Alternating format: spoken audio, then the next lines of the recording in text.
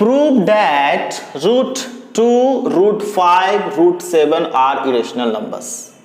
हे guys, क्या आपको भी ये क्वेश्चंस परेशान करता है कि √2, √3, √5 बहुत सारे जो रूट के अंदर रहता है उसको इरेशनल प्रूव करना है। दरअसल ये बेचारे हैं इरेशनल ही, लेकिन इसको प्रूव करना है। पता नहीं इसमें क्या चुल समाया हुआ है कि इसको ही प्रूव हमें करना है कि ये इरेशनल है।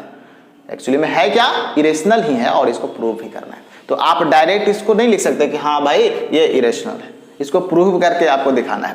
तो इसी सवाल का जवाब आज हम लोग इस वीडियो में देने वाले हैं और आपको ये 10th क्लास वाले बच्चे के लिए बहुत ही रामबाण हो सकता है। अगर ये कंसेप्ट बात समझ में आ गया, ये कंसेप्ट अगर, तो क्या होगा, आप 3 नंबर तो सिक्योर कर लेते हैं, क्योंकि हर साल ये सवाल पूछता ही पूछता है। ठीक है, रूट प्रूव करने के लिए, √2, √3 ये सबको इरेशनल प्रूव करने के लिए। तो हे गाइस, मेरा नाम है जीतारिया और आप देख रहे हैं Radius classes, your success is our goal. तो लेट्स स्टार्ट। आइए कैसे इस तरह के सवाल को सोल्व करते हैं। देखिए यहाँ पे सभी को एक बार नहीं लिख सकते, तो हम लोग इसमें से एक चूज कर लेते हैं 5 को। ठीक है, तो √5 को पहले प्रूव कर देते हैं, वैसा ही आपको बाकी सबको प्रूव करना है एज अ होमवर्क। ठीक है, तो आप अगर इसको सही से ढंग से समझ जाते हैं बच्चे, तो आप रूट वाला क्वेश्चन बिल्कुल बना पाएंगे। 9th क्लास में भी ये पूछता है √2, √3 ये सबको प्रूव करना है, तो उसमें भी आप कर सकते हैं। बहुत ही सिंपल लैंग्वेज में बताने की कोशिश कर रहा हूं। तो चलिए देर ना करते हुए शुरू करते हैं ना बच्चे। अब देखिए क्या लिखना है, प्रूव दैट इसमें लिखा हुआ है, तो मान लिया, इसमें मानना पड़ेगा।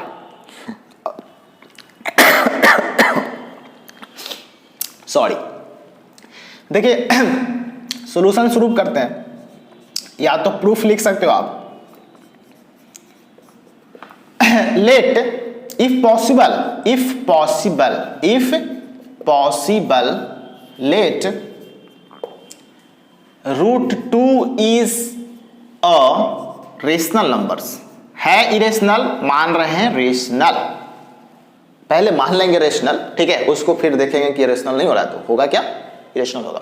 तो if possible let √2 is a rational number which is,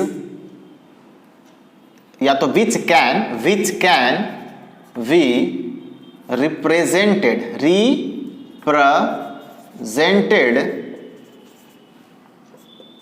in the form of p/q where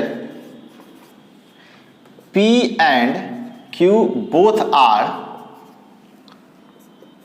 integers and q equals to not 0।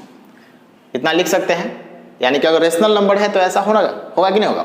या तो इसकी जगह पे कोई और भी लिख सकता है कि ये रेशनल नंबर्स मान लिए हैं और इसमें ऐसे इसको रिप्रेजेंट करते हैं। और यहाँ पे जो देखिए ध्यान देना वाला बात क्या है, P और Q जो है वो आपका को-प्राइम्स है, सॉरी को-प्राइम्स नहीं, सिंपलेस्ट फॉर्मेट में। क्या है, इसको सिंपलेस्ट फॉर्मेट में, तो इसको लिख सकते हैं कि P and Q are in simplest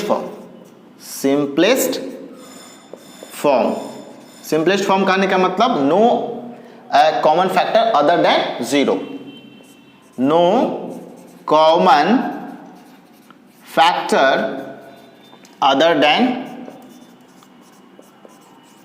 0, sorry other than 1, 0 नहीं यार। तो यहां पे ये लाइन आपको लिख लेना, रट लेना आपको।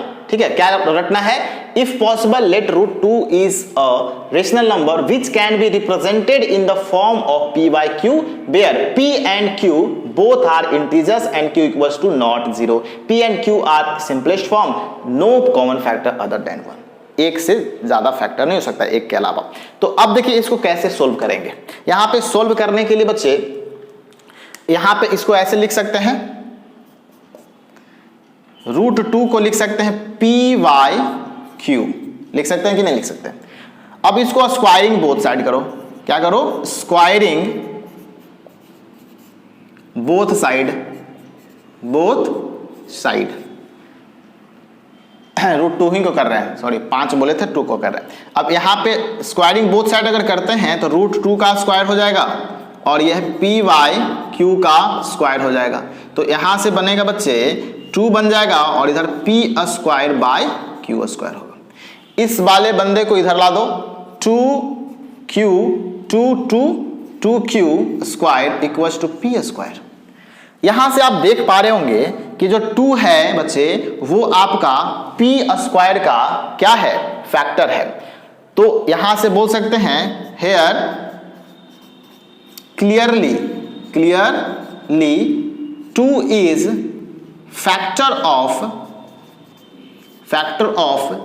p एंड p स्क्वायर, दोनों का है, p स्क्वायर एंड p का। क्लियर है कि नहीं? तो यानी कि 2 यहां पे फैक्टर हो गया किसका, p स्क्वायर और p, यानी कि इसको डिवाइड कर सकते ना करके, तो इस तरह से लिख देंगे। अब आगे क्या लिखेंगे, तो आगे देखिए समझिए। अब क्या करते हैं, मानना है इसको इक्वेशन फर्स्ट मान लो, ठीक है, इक्वेशन क्या मान लो, फर्स्ट मान लो। अरे यार लिखा जाओ भाई, इक्वेशन फर्स्ट लिखा दिया।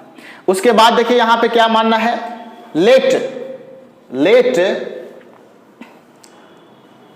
r इक्वल्स टू क्या रखेंगे, r equals to 2p, sorry उल्टा p equals to 2r, p equals to क्या रखेंगे, 2r रख देते हैं, ठीक है, p इक्वल्स टू 2r। अगर 5 रहता है तो 5r लिख देते, 7 रहता है तो 7r लिख देते, लिखते कि नहीं लिखते। अब देखो इसमें put this value in equation first, यहां पे मान लेते हैं। तो अब हम लोग क्या लिख सकते हैं, इसको इक्वेशन 1 मानना था, बेकार लिख दिया, यहां पे मानना 1 था, ठीक है। अब इसको क्या करते हैं, 2 इसको लिख देते हैं, put this value in equation first. तो इक्वेशन फर्स्ट क्या है, 2q square equals to p square है कि नहीं। तो p के जगह पे हम लोग क्या रखेंगे बच्चे, p के जगह पे हम लोग इस प्रकार से रख दे रहे हैं क्या, 2q स्क्वायर और p के जगह पे 2r का होल स्क्वायर। इसको करोगे तो आप 4r स्क्वायर हो जाएगा, यहां से आप 2 काट सकते हो तो यहां पे आएगा, यानी कि q स्क्वायर बराबर होगा 2r square.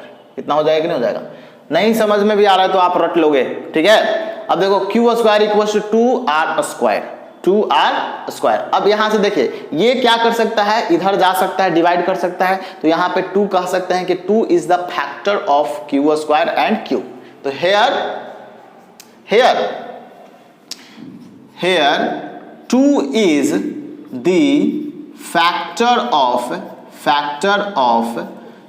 q square and q square का है तो q का भी होगा। अब यहां से क्या हुआ, 2 इक्वेशंस बने बच्चे, 2 इक्वेशन से आपने क्या फाइंड किया, 2 इक्वेशन से आपने फाइंड यही किया कि जो हमारा 2 है, क्या है, 2 है, किसका फैक्टर है, तो q का भी फैक्टर है और p का भी फैक्टर है, p और q दोनों का फैक्टर है।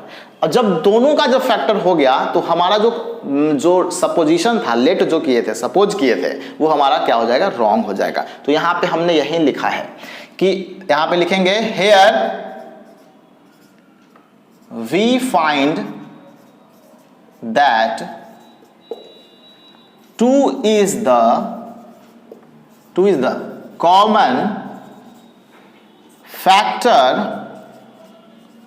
of p and q. This is